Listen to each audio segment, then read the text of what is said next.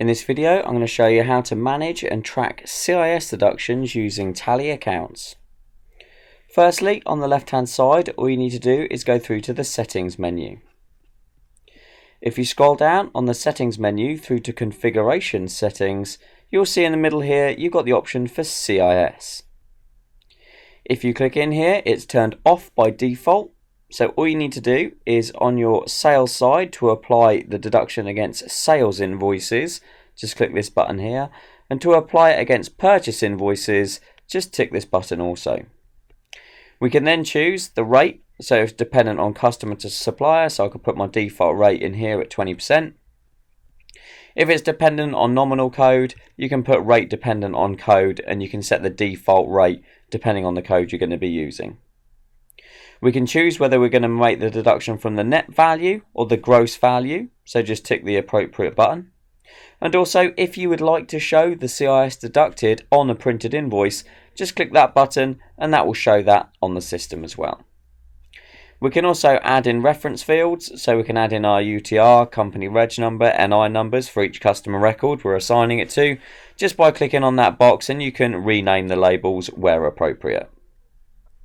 On the reporting, you can show whether you want to show net amounts instead of gross. We can also group the items by customer supplier if we wish to, and also we can include a column to show the value of materials.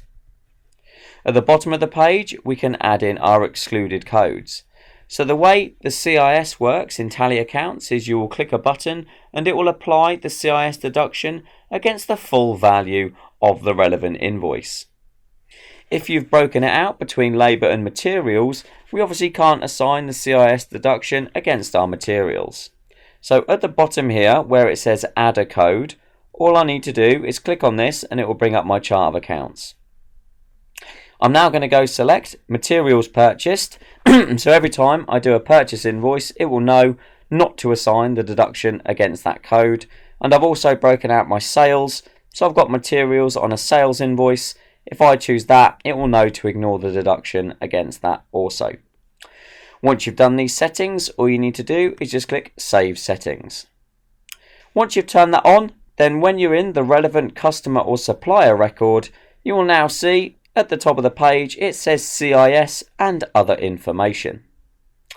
If you click on here, you'll then have the option to apply the CIS against their invoices, and you can type in the relevant percentage. You can then continue to put their UTR, company reg, NI and verification numbers against their customer account. As soon as I hit update, I will now be able to assign CIS to their invoices. If I click create an invoice,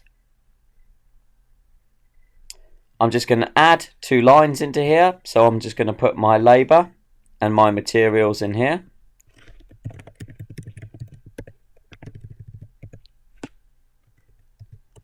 And then hit save.